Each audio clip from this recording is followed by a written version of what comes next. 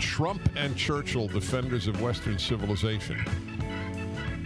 With all his flaws. And by the way, if you read, I read the giant biography of Churchill. Churchill had his flaws too, folks. Churchill had a lot of enemies. Thought he was over the top. Now years later, we only think of Churchill's greatness. But at his time, he lost his election bid right after the war. Guy who saved Britain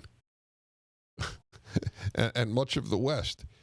So this is it makes perfect sense, and that's exactly what he's doing. Is he's fighting for the West? The book is up at DennisPrager.com. Nick Adams is the man.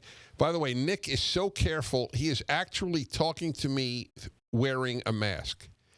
That is, Nick, I am blown away at how. Well, I appreciate that, Dennis. Look, I couldn't possibly ever consider the option of you contracting this virus over the telephone from me. So I know. No, I moved every precaution. Yes, that's why I knew I had to mention it.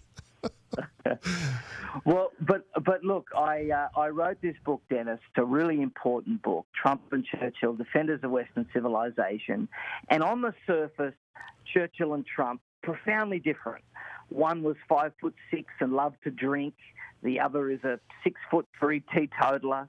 One napped every afternoon. The other barely sleeps. One began his career by opposing tariffs. The other by introducing them. One a great orator. The other a great tweeter. One a lifelong politician. The other a billionaire businessman. But if you look a little bit deeper, Dennis, you find, as I write in my book, the two men are remarkably similar. Neither concealed their true self or conformed to expectations. Both were confident, loved their country. Both intensely disliked, even hated, as you just pointed out.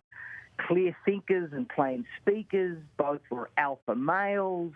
Both stared down their enemies. Both endured battles with the political establishment wanting their destruction.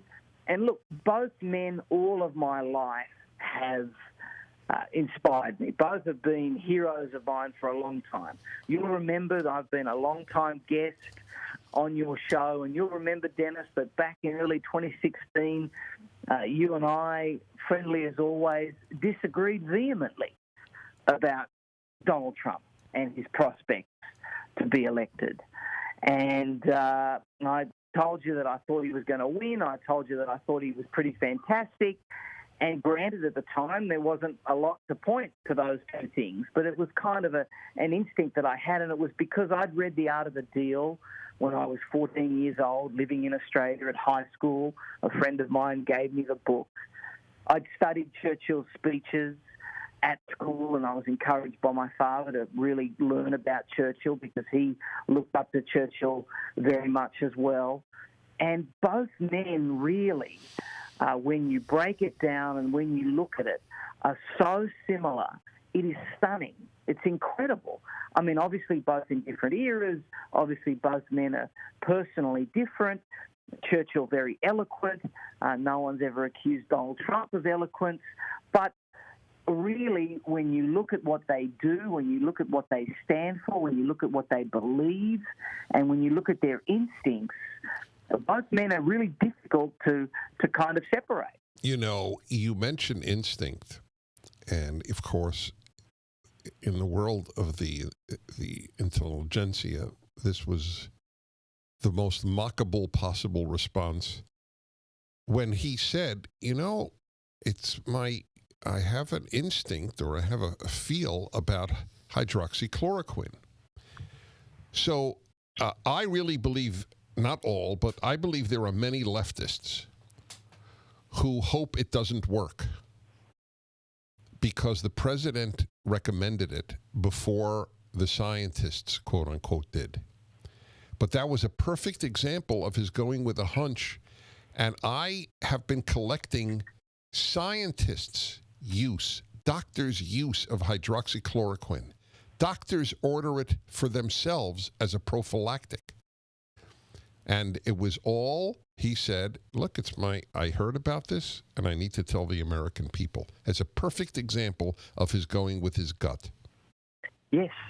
Look, when you have a look at everything that's happened, Dennis, Trump was right about prevention, closed travel from China before anybody else. He was right about therapy, hydroxychloroquine, like you're speaking about. He was right about the logistics, that there were more ventilators than what they needed. He was right about a cure. He was ahead of the curve on the vaccine. And so the only thing that the hate America always leftists have is that Trump, quote unquote, downplayed the virus. Now, the problem is that he said it was like the flu. And the latest projections, Dennis, are not that different from the flu. He also said the warmer weather would help mitigate the virus. Now, numbers are receding exactly as the warmer weather has begun to appear. He set Easter as an aspirational goal. The peak was reached 4 days before Easter.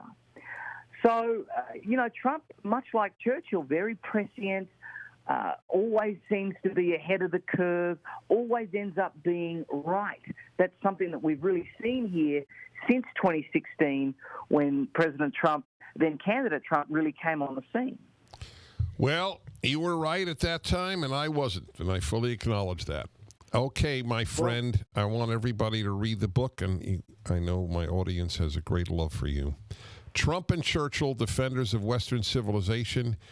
Nick Adams will speak soon. Take care of yourself. Thank you, Dennis. Always a pleasure. Thank you.